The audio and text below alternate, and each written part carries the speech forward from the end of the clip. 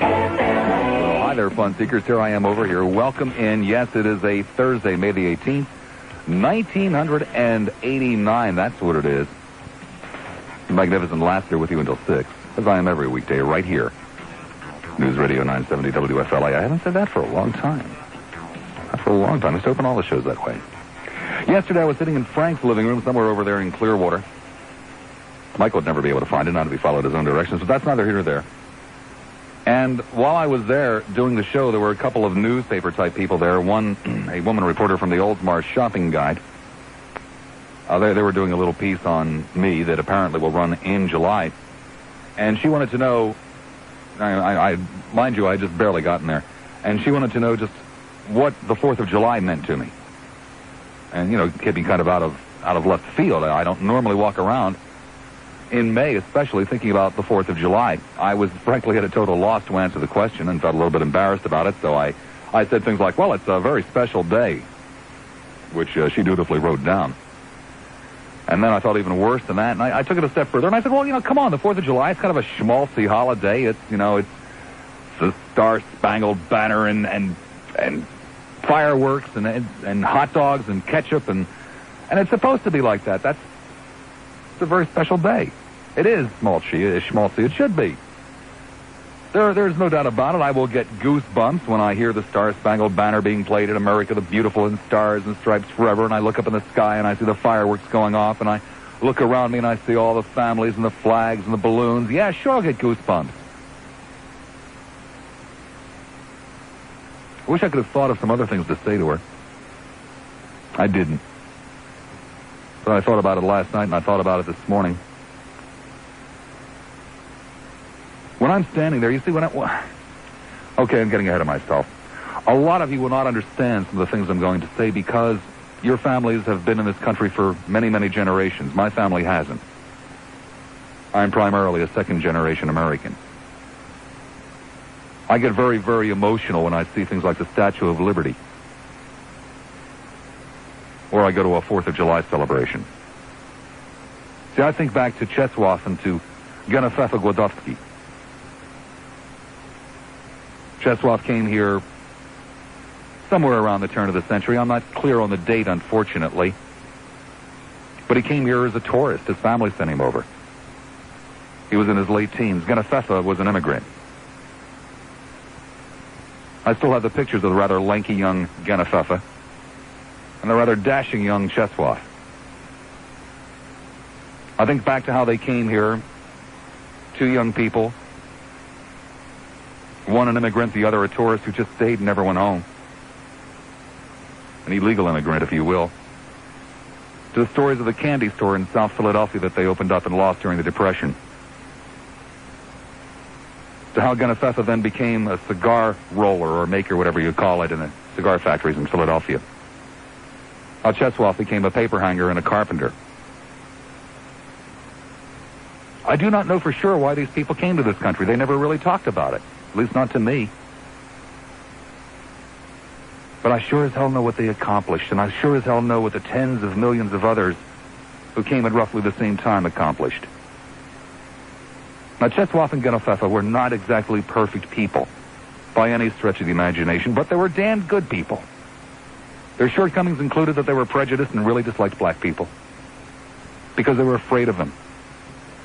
They were terrified of them, except for Willie. Now, you see, Willie worked in the produce department at the A&P on Liberty in Camden. They knew Willie. Willie didn't scare them, so they liked Willie. They even invited Willie over to the house. But to the best of my knowledge, as closely as I can remember, he was the only black person they ever spoke to, the only black person they ever liked. But they were good people. They were honest people, hard-working people, sincere people. And so were their children. One of their children was my father. Now, my mother's family came from Ireland. I never met the original Welshes. But I knew their children. My grandfather was one of them.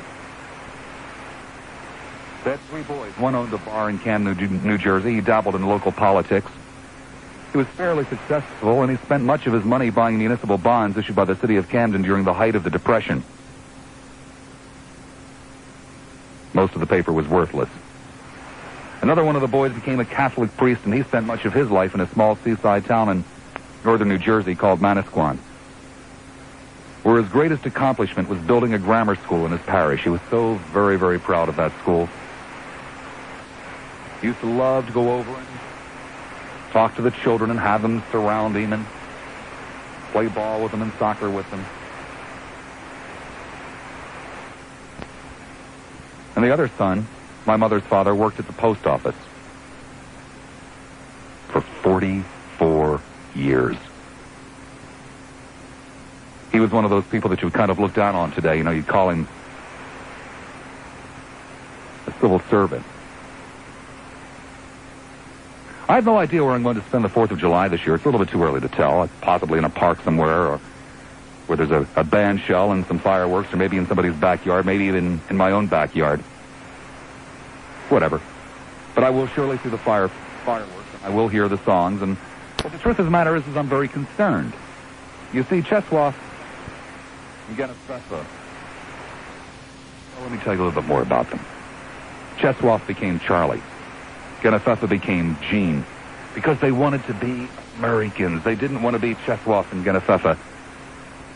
They wanted to be Americans. Now, being an American was not very easy for these people. They didn't read very well. They didn't have a great command of the language. It was much more comfortable for them to be Cheswoff and Genefessa. But they wanted to be Americans. They didn't want anybody to know that they were somehow not from here. They were so proud to be here. They owned a Buick. Always. Sometimes the Buick would get 4, 5, 6, 7, 8, 9, 10 years old, but sometimes it would only be a year or two old. They always owned a Buick, because they couldn't afford a Cadillac, and the Buick was the next best thing they had. And it was only a few $100 difference, but they also owned their own home, free and clear. They owed absolutely no one. They put Henry, my father, and Irene, my aunt, through private schools. Okay, they were Catholic schools, but they still cost money, and a lot of it for working class people. Charlie had 5 suits. Dark gray one, a light gray one, a dark blue one, a black suit, and a brown suit. He hardly ever left the house except to go to work. And he wore painter's overalls when he went to work. But Charlie would wear a suit every Sunday and every holiday. That's the kind of man he was. Jean, well, she's at her table with silver and lace on Sundays. Not the rest of the week, just on Sundays. They were a blue-collar family like millions of others, but they lived a different America than the America that you and I live in. One where it was honorable to earn your living with your hands, and where wages were good enough that people could own their own home, and people could dress up the dinner table on Sunday with a silver or 2 or 3. Because people earned living wages back then. Now, Mike Welsh, my grandfather on my mother's side, he worked at the post office. He rose to the rank of assistant superintendent of a very small suburban New Jersey post office, where he retired after 44 years of service. He was very proud of that. He was proud of his 44 years. He was proud of his position of assistant superintendent, and at a 15-man post office, I don't think it was probably a hell of an important position. But boy, he was proud of that. Along the way, he lost his wife when he was in his mid-20s. He supported his mother, raised 3 daughters and a son. He went in early every morning and stayed late every night. He, too, owned his own home. He owed no one. And he paid for 3 full-scale weddings in 4 years. No one ever suggested that he was overpaid. No one ever suggested that he was a do-nothing government freeloader. Now, Charlie and Jean read every shred of news that they could get their hands on, even though they could hardly read. It would take them hours to go through a newspaper. They actually worked at being Americans. Mike, He wore one of those little flag lapel pins on his suit every day of his life, and he was very proud of it. They were all registered Democrats. And at one time or another, they all belonged to labor unions. Now, Gene was a very well-known soft touch in the neighborhood for people who were down and out. There used to be things called bums back then. Not quite as derogatory a word as it is now. But men and sometimes even women who were homeless. They all knew about Jean, my grandmother. I cannot begin to count the number of humongous ham and cheese sandwiches and giant tall glasses of milk that I saw this woman pass out the front door to hungry men and women. Scores, hundreds that I saw. Both families gave to the church until it hurt. Now, Charlie and Jean didn't go to church, but they thought it was right that they should give. And they did. Mike was somewhat of a religious fanatic. Literally. They all paid their property taxes in cash, and they paid them on time. And never once did I hear them complain about an assessment that they thought was too high, or a marginal tax rate that they thought was too high. They were actually and literally pleased that they had done well enough to owe taxes. When a phone bill came in the morning mail, someone would get on the bus and go downtown and pay it that afternoon in cash. Charlie and Jean didn't have a bank account. They did have one back in the 1920s. They lost it all. The basement was divided up into several rooms, and one room was where the oil tanks were, and Charlie had very, very carefully removed a cinder block, hollowed out the center of it, and that's where they kept their money. And everybody in the family, including myself at the age of about 7 or 8 years old, knew that the money was there. They told me in case something happened to everybody else, and I was the only one who survived. That's where they kept their money. When the bills would come in, they would go down and remove the cinder block and take out whatever they needed and pay them. And they were so pleased and proud to be able to pay them. They were common working people in love with this country. And the opportunity that it afforded them and everyone else who lived here. It's out there again, waiting. Allergy season. And of course, especially women. You see, these ill-educated immigrants that comprise my family, they would have realized that most people who earn $5 or less an hour are women. And that nearly half of those working women are single parents. You see, Charlie and Mike and Jean, they would have been able to figure that out. And they would have wondered about the children. They would have been angry to think that managers and investors would pad their own pocketbooks on the labors of decent working people and at the expense of the children of the decent working people. They would have been really mad about that. You see, Charlie and Mike and Jean, they came here because they wanted opportunity. They came because they knew that opportunity existed in America. They found opportunity and they found hardship. But they found opportunity for a man who could hang wallpaper, and for a cigar maker, and for a mail clerk. The opportunity to prosper, to own a piece of the rock. But that is no longer the case. When a paper hanger cries out that he can't make it, some smart-ass Republican says, well, why don't you get another job? Why don't you, trade junk bonds or something? We see Charlie came here because the paper hanger could make it, damn it. And that's why Mike's family came, too, because a clerk could make it. They could have dignity and pride. They could own their own homes. They could own their own automobiles, and they could owe no one. Because you didn't have to be a junk bond trader back then. You just had to be a decent working man or a decent working woman. America does not need another junk bond trader.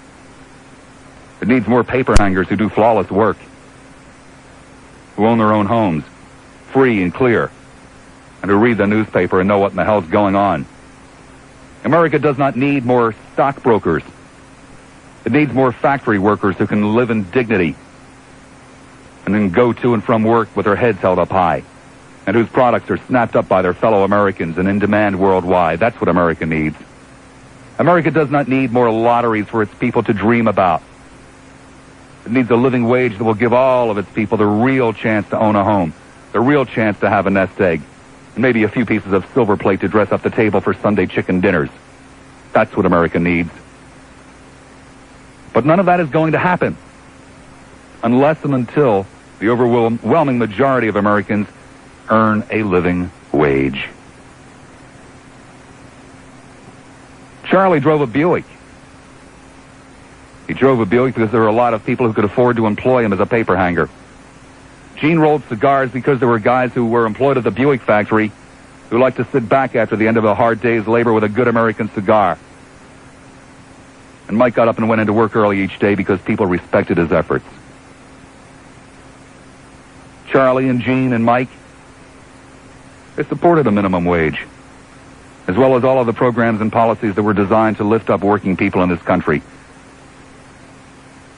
They weren't socialists. Hell, in fact, Charlie and Gene were refugees from communism. Nor were they capitalists in the purest sense of the word, because they were only interested in having what they needed, what they themselves earned, not the fruits of someone else's labors. They were Americans, in the best sense of the word American. They wanted a strong America. They wanted a free America. A land of opportunity. A land where a man got an honest day's pay for an honest day's labor. A land where a working man could own his own piece of the earth. A land of equality. A land of dignity and respect. Not just for themselves, but for all of the people. I'm sorry to tell you that Charlie and Gene and Mike and all the rest of them, they did not achieve that goal. But they came close. So very, very close. Close enough to celebrate. Close enough to be proud. Close enough for me to be proud of them. I owe everything I have to Charlie and Gene and to Mike and to all of the other Charlies and Genes and Mike, and so do you. For the most part, I have achieved the American dream.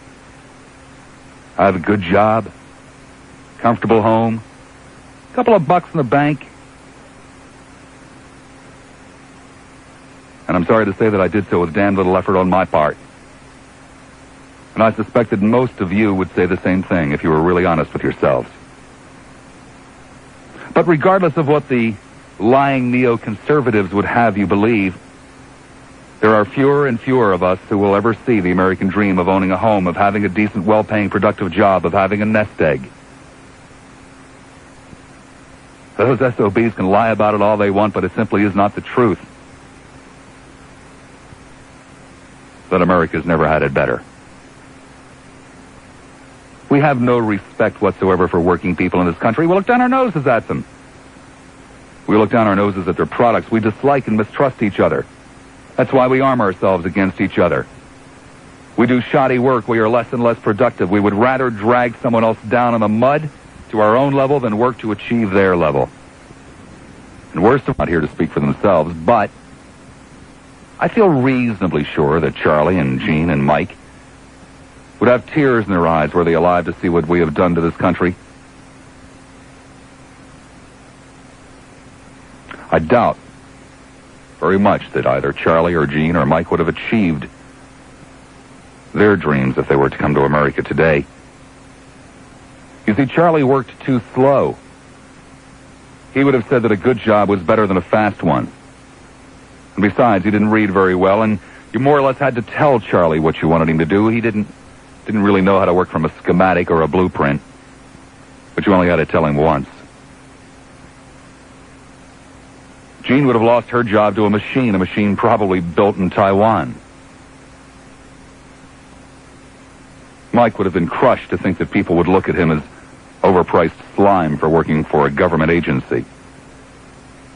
Charlie would have been puzzled to think that his fellow workers would find it almost un-American because he believed in collective bargaining. Towards the end of Charlie's life, he took a job at a firm that my father worked at called Lonergan's. Shortly after he went to work there, the union went on strike for several weeks. Charlie needed the job. So did my father. But they understood the common good. As it turned out, Mr. Lonergan cut a deal with the workers. Now, you see, Mr. Lonergan lived in a large, fine house in the Philadelphia suburbs, and he had a big, shiny car, and he wore very expensive, nice clothes. So we can assume that he did fairly well. Most of Mr. Lonergan's employees owned their own homes and drove their own cars. They did fairly well. Somehow, the firm managed to pay decent wages and give Mr. Lonergan a damned healthy return on his investment. Charlie thought that's the way it should have been. Not too many people do anymore. Gene would not have understood why it is that an average house costs almost 4 times the average yearly wage now instead of just 1 time. Gene would have felt very sorry for all of the women, all of the mothers who will raise families and homes that belong to someone else. Mike would have never understood why there was no dignity in working for the government anymore. The government of the United States of America. He wouldn't have understood that. And none of them would have understood why the president who wants to be known as the education president, proposed an increase in the education budget of $100 million less than the nation's best junk bond trader earned last year. None of them would have understood that. How I wish I could have thought of all this to say yesterday to the reporter when she asked the question about what the 4th of July means to me. The 4th of July shouldn't mean any more or any less than all of the other days of the year. Again, I'm sure that it didn't for Charlie and Mike and Gene. 4th of July is nothing more than a day of reflection. I hope it always will be. But Charlie and Gene and Mike, you see, they lived the 4th of July 365 days a year. I wonder how it is that we ever got to the point that we no longer do. When we talk about American men and women in the abstract, when we talk about them as commodities, as chattel, as numbers, then we are no longer a nation. We need not celebrate the 4th of July anymore. When we grab for the brass ring with little or no concern that others cannot reach it, then we have no need for the 4th of July, because we're not a nation any longer. When we cheat each other, when we deceive each other, when we claw and backbite and climb over each other to succeed, when we steal from each other, we are no longer a nation. At least not the nation we say that we want to be. The nation that Charlie and Gene and Mike helped to make. Yeah, I suppose I'll celebrate the 4th of July again this year, celebrating what we were and what I still hope that we can become once more. But you know, there's really not that much to celebrate in what we have become, and that hurts so very, very much to say. It's true that millions of Cheswoffs and Genefefes and Michaels are still coming to this land in hope of that American dream, the American dream that brought my grandparents here. And most of them will find it. Usually to the jeers of those of us who were already here before them. Most of us miss the fact that these people who are still coming are just like Charlie and Gene and Michael. They work very hard. They look out for each other. They hold their heads up high. They ask only for what they earn. We, on the other hand, usually try to exploit them and to put barriers in their way. And yet everything is relative, and I suppose that it's still better here than where they came from. It's just too damn bad it's not as good as it used to be here. Not just for them, but for the rest of us as well. I suspect that Charlie and Gene and Mike damned near burst their buttons when they celebrated the 4th of July. When the band played Stars and Stripes Forever on those 4th of Julys 40 and 50 years ago. Sentimental slob that I am, I will probably have tears in my eyes this year because my buttons won't be bursting. And they never will so long as men in $1,500 suits try to convince me that a 30-cent an hour wage increase is out of the question for a decent working man, and then in the next breath tell me that the $500 billion invisible airplane is going to cost 20 or 30% more.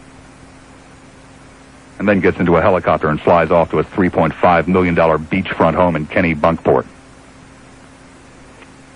Swiftmud is stepping up water use restrictions. It says the Bay Area is coping with a severe water shortage. We'll have details. My God, we could certainly use a lot more Charlies and Jeans and Mikes these days. My wallpaper is crooked. There are a lot of people who could use a damn good sandwich. And the guys at the post office are taking it on the chin along with a lot of other guys in this country. Those damned Republican bankers have us sitting on a house of cards that's liable to collapse at any time now. And the capitalists have turned the guys at the shop against one another. I'll never know how the hell they did that. This world is absolutely insane. There's some guy named Trump who a lot of the young people really idolize. He just sold some properties to another guy named Merv Griffin. And the ink wasn't even dry on the paper yet when Trump was chortling about how he had really suckered Griffin into a lousy deal, and people applauded him and ran out and bought his book, The Art of the Deal. Oh, damn, Charlie, where are you? Gene, Mike? Those SOBs raised the taxes on the hamburger flippers. Can you believe that? They raised the taxes on the hamburger flippers, and they lowered the taxes on the guys who moved all those factories to Singapore. There's some joker who wants to put a simpleton's face on Mount Rushmore. Can you believe that? And people who circumvent that Constitution that you people had to commit to memory before they'd allow you to be citizens, well, they call him a hero. And there's some woman reporter from the Oldsmar shopping guide who wants to know what the 4th of July means to me.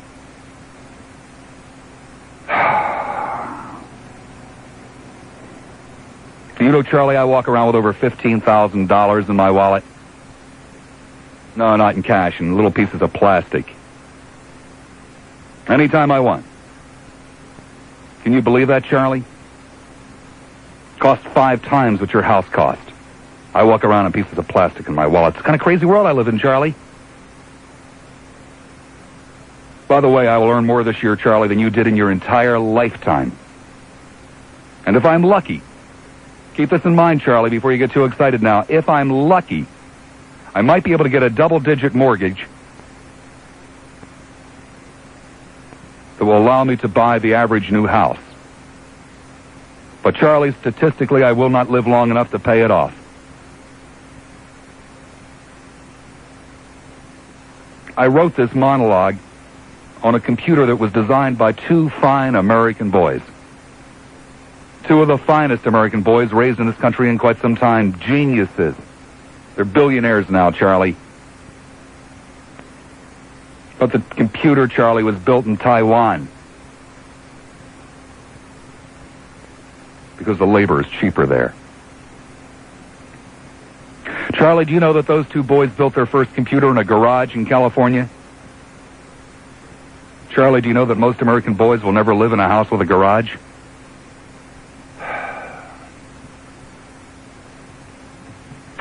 I don't know. So the 4th of July speech is a little bit early this year. And I will celebrate the 4th of July, I promise you. I'm just not so sure what in the hell it is that I'm celebrating anymore. I assume that most of you will be there, along with me. But could you tell me what it is that you're going to be celebrating? Do you think you could help me out possibly by telling me? Because I just don't know anymore. I know there was so much to celebrate in the past, and I'm still enough of an optimist to keep my fingers crossed hoping that there will be something to celebrate in the future, but I'm just not so sure about the present. Not when you think about all those things I just said. Not when you open up the paper in the morning and look at it. Not when you sit back and reflect on what it is that's going on. I don't know what in the hell it is we'll be celebrating this year. Could you tell me? 990-9352 in Hillsborough. That's 990-WFLA. In Pinellas, 461-9352. 461-WFLA. Practical joke line, what the hell?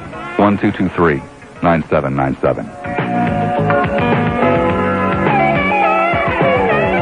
Possible to recap. I won't even try.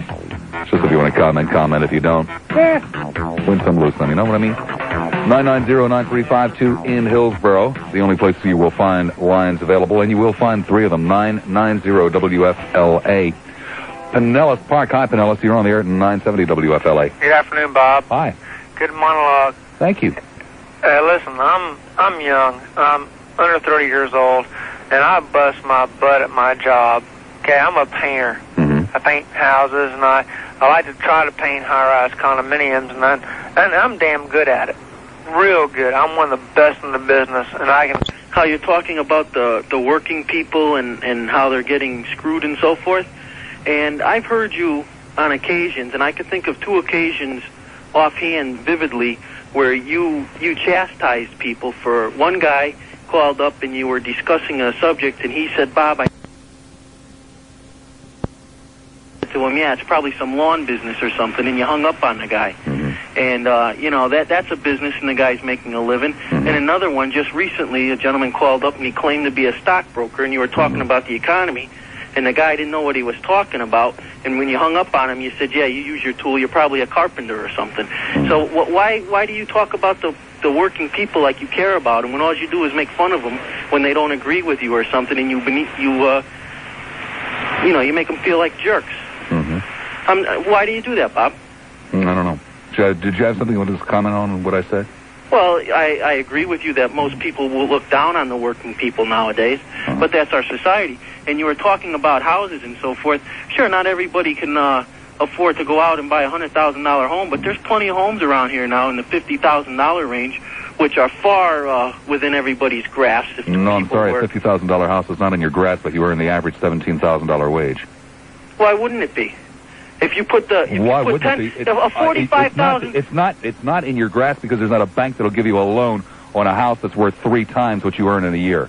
That's why it wouldn't be. But you a $45,000 mortgage would bring your payments to around $465, $470 a month, and you have people paying more in rent that are still only earning $17,000 a year. That's right.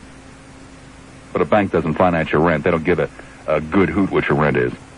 Well, I agree with you there, Bob. But I'm just I get a little aggravated when you talk. Excuse me? I demean the nicety. You did, sir. Mm-hmm. And you can't deny it because it's true. Mm-hmm. Well, I wish. I just find it's incredible that you sat there and you listened to a 1-hour monologue, you moron, you miserable moron. You sat there and listened to a 1-hour monologue about something that is really a major problem in this country, and the best you can do is to get somebody to dial the phone for you so that you can pull out of context 2 ridiculous statements that I may or may not have made. Get off my phone, you jerk!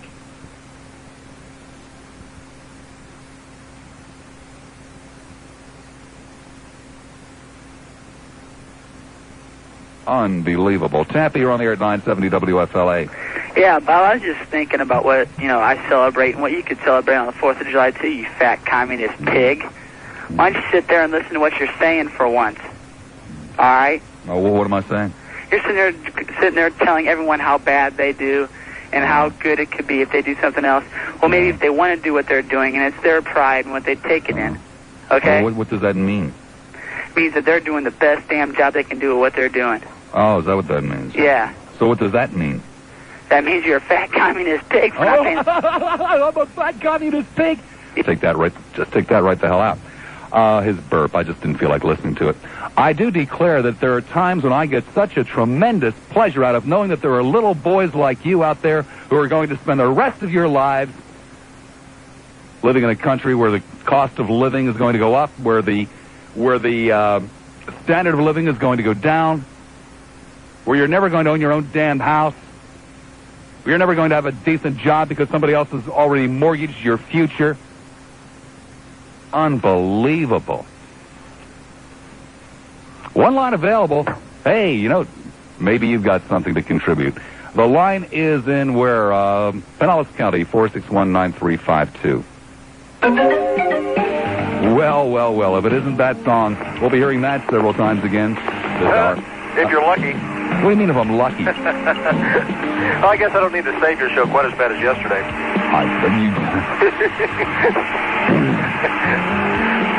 Hi, Bob.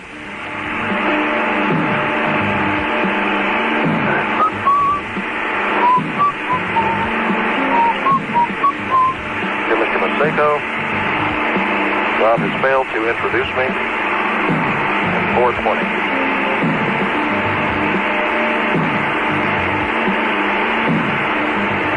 Well, we'll tell you the traffic conditions on Florida Avenue south of Bush. Still slowed a little bit. Far right lane if you move. Last 15, 20 minutes, I go through a rather lengthy monologue, something that I gave a great deal of thought about. And, you know, I come to a show and I have to deal with a lot of young little guys who have no idea what the hell the real world is about. And I foolishly allow myself to get angry with them. I foolishly allow myself to sit there and to try to swap insults with them. This is something that's very real, the things that I spoke about. And it's really very tragic that there are so many people in this country, many of whom appear to be young, many of them whom appear to be male, many of whom think it's, really cool to be I'm a Republican. Many of them who have no idea under the sun that much of the representation that they have in Washington and Tallahassee is actually working against them. And if you think that Connie Mack is your friend, and if you're not a millionaire bank owner, you're just a fool. If you think that most of the other people in the congressional delegation in this state are your friends, you're just a fool. If you think that most of the people in Tallahassee are your friends, you're just a fool. And I apologize, not to you, to hell with you, I apologize to myself for getting angry with the likes of the people who seem to show up in the early part of the program. Board, of course, the board's jam-packed full now. Where the hell were you 15 minutes ago, huh? Tampa, you're on the air at 970 WFLA. Hi, Bob. Hi. You don't need me to call and defend you, but, man, these last callers are really pissing me off. I mean, you spill your guts and do a hell of a monologue. Connie Mack pisses me off, man. Why the hell is he our senator? I beg your pardon? Connie Mack pisses me off. Why in the hell is he our senator? George Bush pisses me off. Why in the hell is he our president? I don't know, but... Miserable son of a bitch who won't give 30 cents an hour to a working man. I don't understand it. And these idiots that are calling are the unemployed assholes that are making $4 an hour, and they don't have, they can't even see it. I mean, there's nothing that I'm going to be able to say right now that you haven't already said in the last hour that's going to make them understand. But it's sick. I mean, we need more guys like you. We need you nationally, man, so everybody... No, you don't need me nationally. What you need to do is to make sure that you get rid of Connie Mack and you get rid of George Bush. Well, Throw him on the gutter where it belongs. 30 cents an hour, man. It's disgusting. Guy lives in a $3.5 million house. And like this idiot, you can afford a house if you make $17,000 in a $50,000 house. You're right. A bank isn't going to loan anybody that the money that makes that annual wage. And I'll be damned if I would want my family living in a house that costs $50,000 because of the type of neighborhood it would be in. They're just a bunch of scumbag, unemployed, probably, losers that don't give a damn about themselves, and therefore they want to drag everybody down in their dirt and call up and start calling you all these names. It just makes me sick, because I want to tell you, I really appreciated that monologue. It was great, man. It really was, and we need more of that kind of thinking, and people get off their ass. No, what we need is a lot less of the type of nonsense going on in this world that precipitates a monologue like that. Yeah. That's what we need. Thank you, my friend. Off it is now to Pinellas Park. Pinellas, you're on the air at 970 WFLA. Hello, Bob. Hi. I listened to your monologue. Good afternoon. Good afternoon. And I happened to hear what you were saying about the 4th of July. Do you know what it is we celebrate on the 4th of July? Go to somebody that's not going to ask me stupid questions. Clearwater, you're on the air at 970 WFLA. Good afternoon, Bob. I'll tell you, I have to be put in that same category where I'm mad at myself for getting mad at these morons that just called you before. You went through one of the most beautiful and thoughtful monologues. I mean, I almost had tears in my eyes. I thought it was absolutely something that has needed to be said.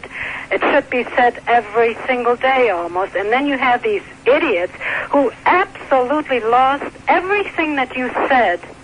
And the only thing they can do is insult you And I'll tell you, I got Well, it's so obviously angry. the only hope they will ever have of talking on the radio, that's for sure. Well, I guess so, but I'll tell you, it just really makes me mad. And these are the same people who are actually, you are actually fighting for these people, and they don't even understand. I'm not fighting for anybody. I'm just telling you like it is. I know, but basically it affects these people more than maybe someone else, and yet they don't seem to get it through their skull that that's what this country is all about, to give a chance to everyone and have a decent chance at a home or whatever it is. It just really angers me so much when I hear these morons. And like I said, that's basically all I wanted to say. I just had to call up because I was so angry. But anyway, I do appreciate your monologue. I thought it was absolutely wonderful. Thank you very much. Don Richards standing by at the WFLA News Desk. Time. Yeah, I don't mind telling you there are days when I feel like killing for a cigarette. Today's one of those days, by the way, at least in the last 15, 20 minutes. But the whole point is the urge only lasts for a few seconds. You only feel like killing for a cigarette for a few seconds. And I'm told that I will, in all likelihood, go through the rest of my life from time to time at least wanting a cigarette and wanting one really bad. That's how bad cigarettes are. It's how addictive they are. Dr. Robert Sobel. Remember that name, please. Dr. Robert Sobel. The program is called Quit for Life. It's a program to turn you into a non-smoker. A program that will teach you how to deal. 70 WFLA. Hi, Bob. Hi. I'm surprised there's so many of those bozos calling you today. Usually when you have a serious subject, they usually don't even... Well, let's not talk about bozos. That's why, I didn't do a 1 hour monologue on bozos. I know you didn't. I think the reason why that people have voted in this supposedly Republican government is because they delude themselves into thinking that they're in the same league as big business. And, of course, big business is in cahoots with government. And they see themselves in the same bracket as big business simply because they have a little bit of money in the bank.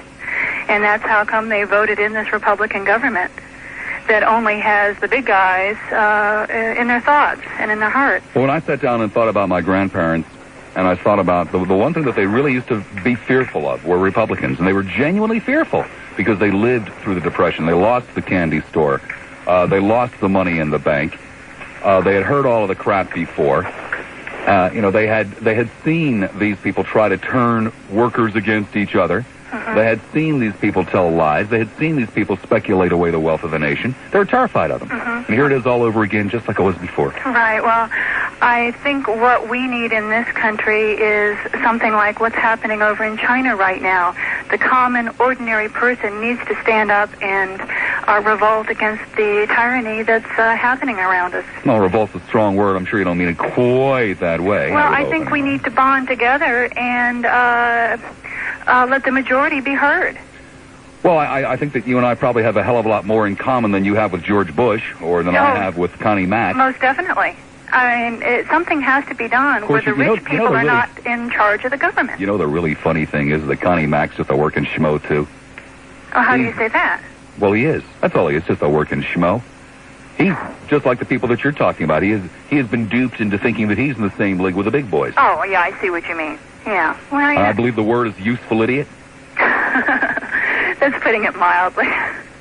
I really don't know, but we have to get out and vote our conscience rather than our pocketbook the next time around. I think we've got to do a hell of a lot more remembering a Charlie, Gene, and Mike, and our own Charlie, Genes, and Mikes. Right. We all have them. I know. Thank you very much. Bye-bye. Speaking of useful, what was that, useful, oh, yeah, traffic reporters.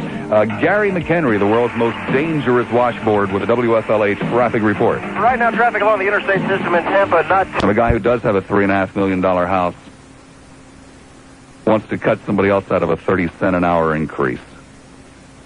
That just makes no sense to me whatsoever. If that 30-cent an hour increase is supposed to be so detrimental on the bottom side, and if we're really so concerned about all these poor people, these 1,000 points of light, the kinder, gentler nation. And if we can't afford to give those people a 30-cent an hour increase in a year's time, then how about if we take all of the other people, the other 97% of the people who earn more than the minimum wage, and give them a pay cut, since that should, at least in theory, help the people getting the lower wages. Well, of course, what an utterly absurd idea, right? A pay cut. Give me a break. Well, if an increase would be inflationary, then a decrease would have to be deflationary and help those people, wouldn't you think? Well, of course not. A ridiculous idea. Palm Harbor, you're on the air at 970 WFLA. Mr. Lassiter? Yeah. I'm not going to be one of the so-called people who are screaming and yelling, but I do want to take issue with a couple of things with you. Your monologue was done very well. I give you a lot of credit for that. The one thing I do take issue with, it's not just the 30 cents that's involved here. Mm-hmm. To a businessman, the average person earning $4.55 or earning $3.55, as a businessman and being a fiduciary of the government, we also have to pay taxes and their FICA and everything else. And every amount of dollar that is added to income, and I'm not against an employee earning a fair wage for a fair job. Well, I'm going to cut you off right here and right now and ask you a couple of other questions. Fine. Why aren't you calling me up and crying and bitching and moaning about all of the businesses that get government-mandated fair incomes, fair returns on... I'm a small business. Uh-huh. Okay, as a small business, I'm not in the league with the Trumps and the Howard Hugheses and the people like that. But from a businessman standpoint, I'm not putting myself in that category. Mm-hmm. I'm a businessman from the standpoint that I operate a consulting business. I've got to watch every penny, every cent I spend. Uh-huh. My employees, I try to treat them as well as they can. My grandparents, and I came from Philadelphia. How many of your employees own their own homes? All of them. I've got 4 people that work for me. Oh, then and you don't have any minimum wage people, sir. No, we have part-time people that we pay minimum wage to do stuffing. How many of those people own their own homes? They're young. Well, I didn't ask you what their ages were. I asked how many of them own their own home. Well, I said none of them own their own home because they're living with other people. You don't give a damn either, do you? Yes, I do give a damn. And well, why don't you pay them enough so they can live by themselves? These are young people, Bob. I don't care if they're young people. Bob, I don't care what their age is if they want to live by themselves. Bob, did you come from Philadelphia like I did? Yeah. Okay, you talk about the Republicans and the bad people that they are and everything, and you and I both grew up. You and I both grew up in Philadelphia that was run for years and years and still is by the Democratic infested party. Yeah, the Democratic infested party that saw to it that most of the people that lived in South Philadelphia and Northeast Philadelphia own their own homes. Most of those people lived in South Philadelphia, Bob, were Italians who worked hard, and they worked 2-3 jobs. That's right, they own their own homes. Well, Bob, I just take a little bit of issue. Your monologue was fine. Great. From a businessman standpoint, there are unexpected extra costs that are involved with rate increases. Well, what in the name of God did you bring up the corrupt Democratic politicians? Because you bring up the corrupt stuff about the Republican Party consistently. No, sir, I beg your pardon. I said nothing about corrupt. Well, Bob, you infer that the people from the Republican Party... No, sir, I beg your pardon. I did not infer they did anything illegal, sir. I didn't say illegal, Bob. That's what corrupt is. I stand corrected on corrupt, okay. But I will say this. There were more people who switched over from Democrats to vote Republican than were Republicans who switched over.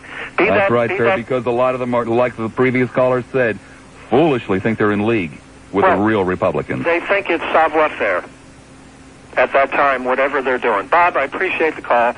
Give me the opportunity to voice my opinion. 990-9352 in Hillsborough, 461-9352 in Pinellas, Tampa. You're on the air at 970 WFLA. Hi. Hi. Bob, I get a little teed off with these people also for one more thing.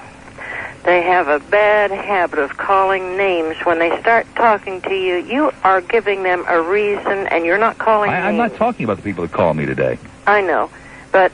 calling you names. I'm not talking about the people who call me today. Okay, well, I came in the house. I'd been outside, and hello?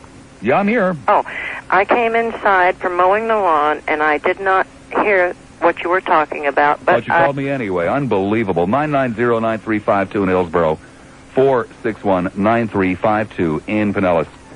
And from a full board to nothing. Hey, I don't care. I don't care. It's not my life. It's your life. You people can't deal with it? Hey, win some, lose some. I mean, my God, a 1-hour monologue and there's nothing? Nothing you can deal with? Hey, what can I say? Oh, look at the Van Ortner twinkle now. It's one of those days where you have to slap the little audience on their little hands. Oh, it just makes it so much fun for all parties concerned. Tappy, you're on the air at 970 WFLA. Hi. Hi. You know, enough people get pissed off and they can actually do something about this. I'm concerned about the minimum wage legislation. It didn't take your monologue to piss me off. I've been pissed off for a long time as soon as I heard about it, this veto. For a long time, I took things as it came. I didn't think there was anything I could do about it. But there is, and I've got an address. Bob Graham is one of the people that voted for the bill.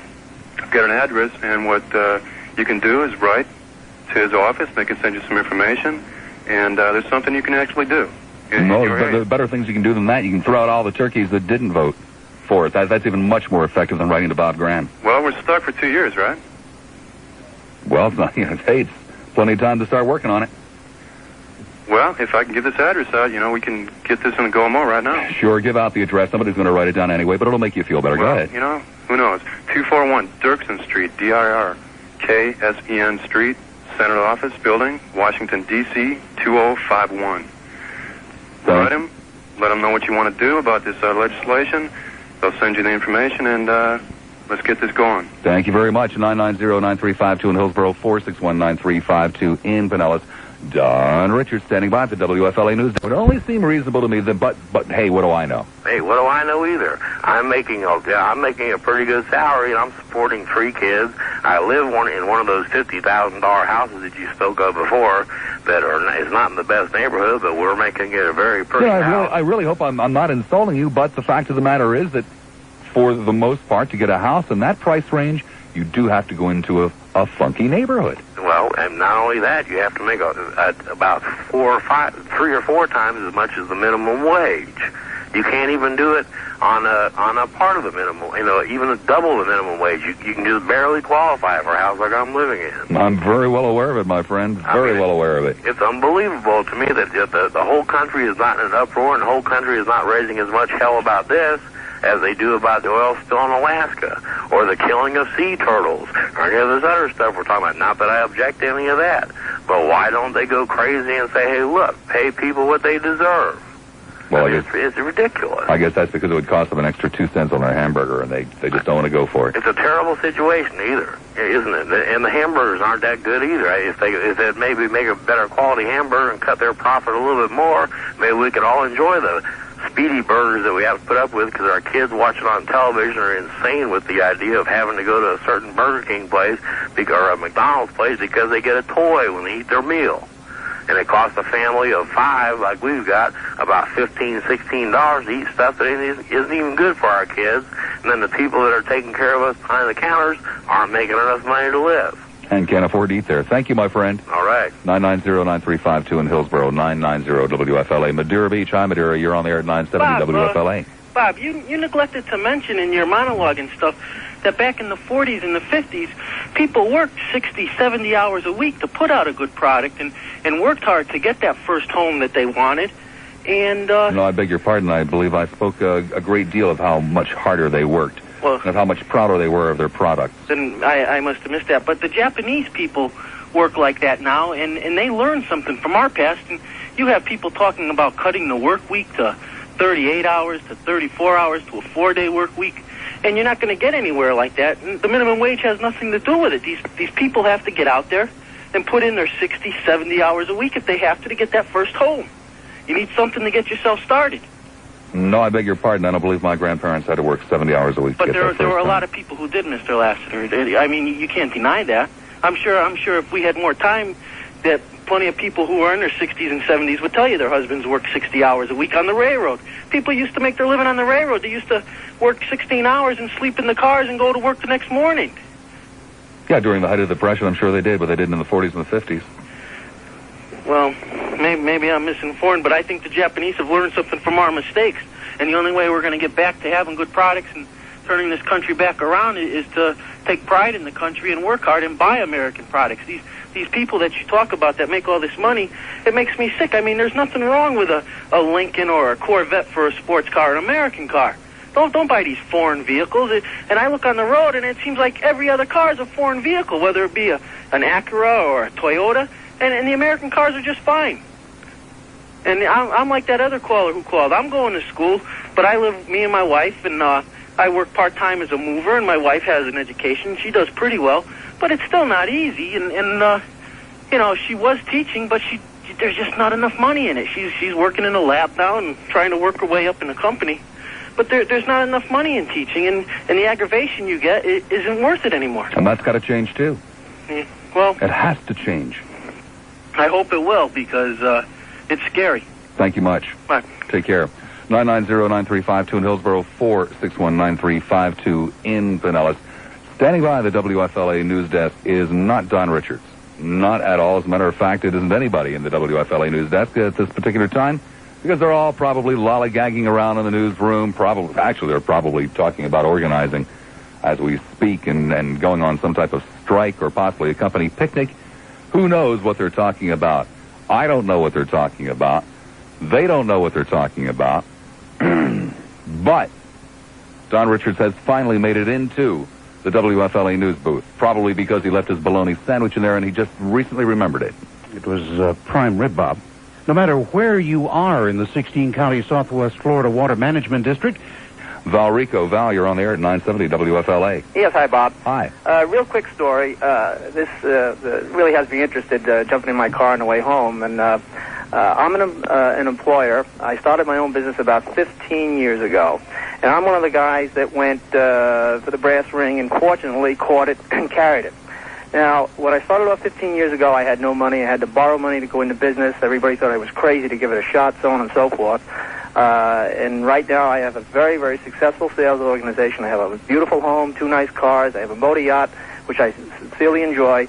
But there's one thing that I have that you really can't put in dollars and cents, and that is my employees.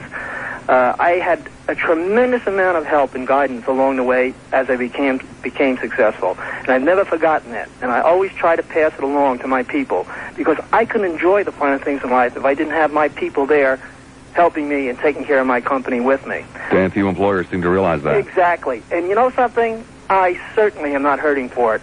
My people will go through a brick wall for me, okay? They'll do anything in the world for me. I still am very successful. I am still very profitable.